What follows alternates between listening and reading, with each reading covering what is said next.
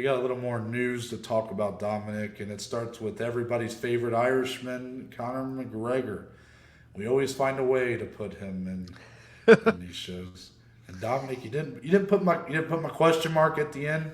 Come on, Oh that's crud! fine. Hold on, No, I'll it's fix fine. it. No, no, I'm no no, no no no, no no. no no no. I'm doing it. I'm fixing it. I'm fixing it. Okay. Okay, so Conor McGregor, because I wanted it to be, I didn't want it to be a statement. Of I course. wanted it's up for debate, Yes. right? Yes.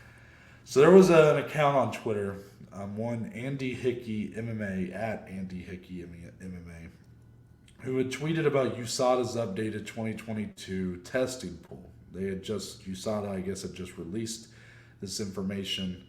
It showed Henry Cejudo was back in the testing pool, so that's good. Hopefully, we'll see him back in action here in a few months. But there was a glaring name that was missing, Dom, and that was Conor McGregor's name, who has apparently not been tested for 8 or 9 months and is not even in the USADA testing pool, which means that all this talk about return fights, Michael Chandler fight, Jorge Masvidal fight, it's all nil. It's Yeah. all nothing. There's nothing there unless again, okay, if he were to get back in the testing pool today, 6 months then for his next fight, right? So Yeah. Yeah. now that you're kind of hearing this information, what does this do for your feelings on him and like a potential return bout? I mean, we've been talking about this guy's return for a while, right? So Yeah. does it feel almost like after we talk about him here, we shouldn't really even talk about him anymore?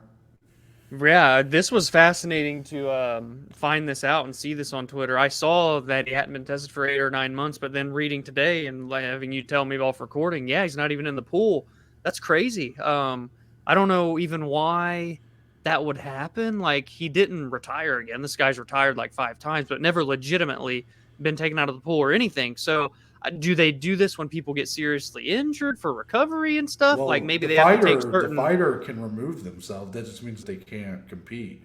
Right. So yeah, this is interesting, and So especially Connor, I mean, look, I'm not accusing him of anything, but I mean, there is a reason why you might remove yourself while you're going through the recovery of a serious injury. But also, Dominic, if you want to not, I mean, that's kind of a probably too obvious of an answer there. Like, I'm not even saying that, but let's say you get this serious injury. Maybe the last thing you want to do is have USADA knocking on your door at 4 true. a.m. That's So true. take yourself out. I mean, yes. Usually it only happens when people retire, but I mean, Connor's so big. Yeah. Yeah. Yeah, that's actually a great point, and that could very well be the reason behind that. But like you said, in normal circumstances, anyway, it takes 6 months, right? You got to re-enter, get tested for 6 months, then you're eligible to compete again. So, say he went back in today, he could fight again. Potentially that Madison Square Garden card always happens in November. He could fight in November, December, so at the end of the year. But yeah, I mean, this to me makes me really feel like we've talked about how we knew he wasn't coming back in the summer. We thought that was crazy talk. But the fall looked, relatively likely. We're just talking about him and Chandler last week. But now, and you said it off recording too, Conor McGregor, I don't think we see in 2022. And who knows when we could even see him in 2023. That this was a very glaring to me, something that not many people have picked up on, not many people have Mhm. discussed. So curious to get your guys' thoughts. And Noah, take it away with what you've got as well. Well, I completely agree with you. I'm surprised that more people aren't talking about this. Now, maybe the biggest reason is that the UFC has made one exception in its history with the USADA testing pool, and that was for Brock Lesnar when he was to make his return at UFC 200.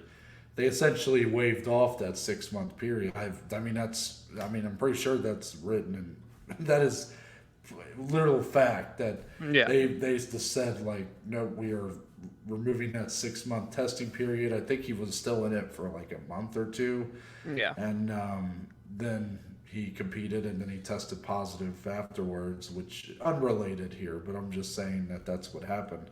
Yeah. Conor McGregor is that big to where honestly they probably would just bypass it, but they took a lot of flack for doing that with Lesnar, and rightfully so. Is it worth it for them to do it again?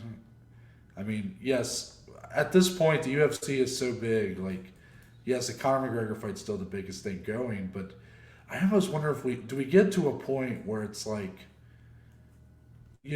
for the UFC, most of the money they are making is like these the difference between what used to be so massive, right? The difference between 1 million pay-per-view buys and like 400,000. That was like massive, right? Yes. Now I think it's less so for the UFC. Like they have so much money trickling in through this ESPN deal, through their crypto deal, through the Venom deal, through all these deals they have. I don't really think that the juice is worth the squeeze sometimes, maybe for these massive fights. Like, at least in their eyes. Like, don't get me wrong, they probably still value McGregor very highly and would still love to have him fight. But are they necessarily going to break protocol to get him in there sooner? I don't know. Maybe they would. I just wonder are we coming to a point where these big stars like a Conor McGregor and Nate, I mean, you're already seeing it with Nate Diaz, like they're basically holding him hostage, which is not funny, but it's just kind of crazy that's happening. Yeah. And like Jorge Masvidal, like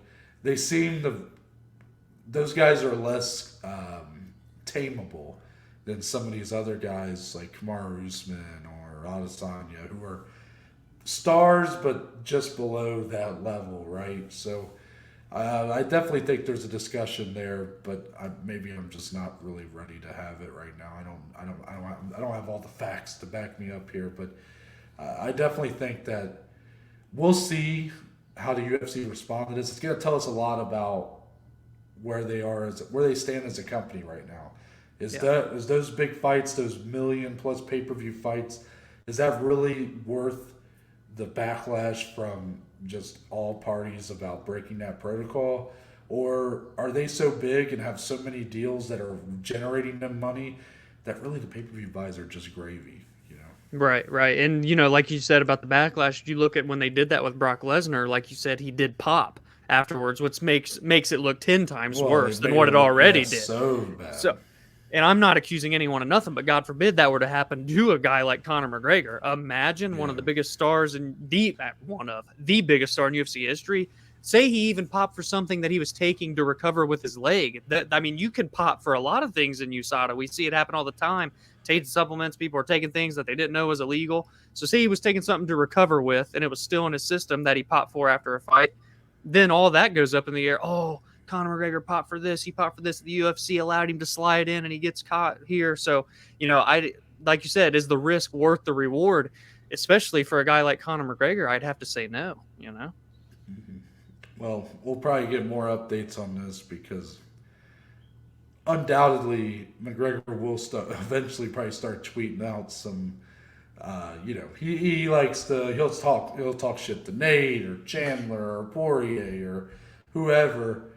And he'll probably be acting like he's going to be back in a couple months, and let's just probably wait it out because I don't think that's going to happen. I think the wait for a McGregor return will probably be a lot longer than people are ready for.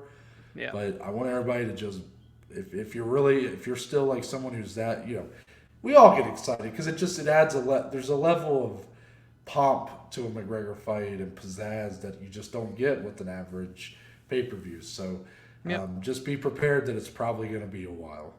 Yep.